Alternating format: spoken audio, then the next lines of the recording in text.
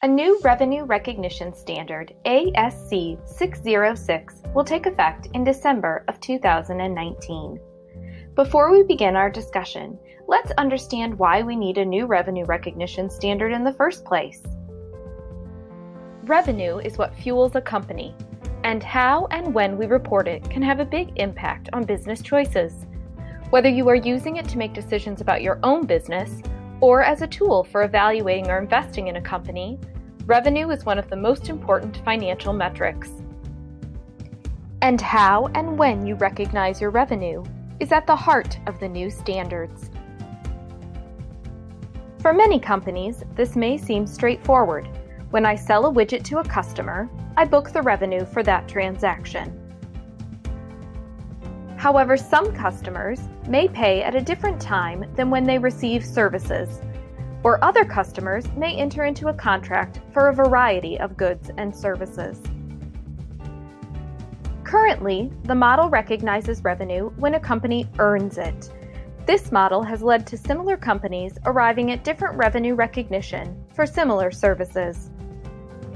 In addition, U.S. GAAP currently has over 200 authoritative pronouncements regarding revenue recognition. All of this has led to inconsistencies, making it difficult to compare revenue between different companies and across certain industries. Let's look at an example. Many companies sell subscription-based services to customers. Jane purchases a one-year software subscription. She agrees to pay $100 per month for setup, ongoing use of the software, and as-needed consulting services. Historically, the revenue for this subscription would be recognized evenly over the contract period as it is billed to the customer, or $100 per month, even if all of the setup is provided in month 1 and the service provided sporadically or not at all. Now let's take a look at the new standards and how they would affect this same example company. Companies should now recognize revenue as they fulfill their promises to provide goods or services to their customers.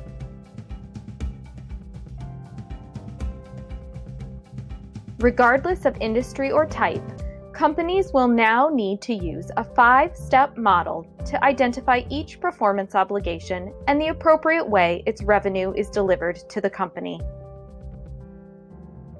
Step 1. Identify customer contracts. A contract is defined as an agreement between two or more parties that creates enforceable rights and obligations.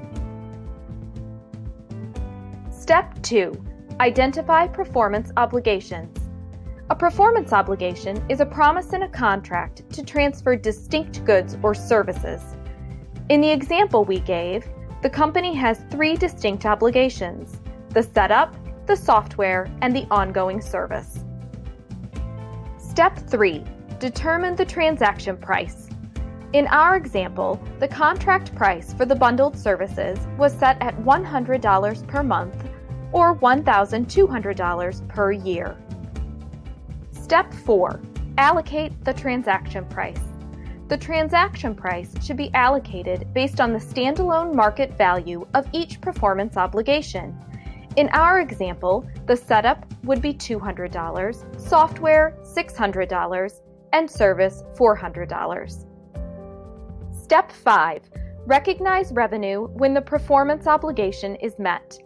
For our company, the revenue allocated to setup would be recognized once the software is active. The software license would be recognized each month, and the consulting services as they are used or based on a standard model. It's important to note, this does not need to change the way you price your goods or services. Customers can still see it at the bundled package with one overall price. It only affects when and how you record revenue on your financial statements. You may be thinking, this seems like a lot of work. What's in it for me as a business owner? Let's look at some of the benefits of the new recognition standards. The first is consistency across industries and companies, which should make it easier to compare goods and services. For investors, or if a business is looking to sell or seeking investment, Interested parties can be sure the revenue is based on the same standards as all other companies, making comparison and consideration simpler. And most importantly, it provides owners and operators with a clearer picture of the business. You will now be able to properly identify which parts of contracts are most profitable. These standards will help companies make smart decisions about the allocation of resources and pricing models that will build the bottom line. For most companies and many contracts, this may be a quick adjustment to the way you calculate and record revenue. However, for some, this may be an opportunity to review, update, and standardize the contract process and structure. We are here to help. We will provide guidance and support as you update your contracts and accounting processes to ensure all clients are prepared and compliant. Because together, we are stronger.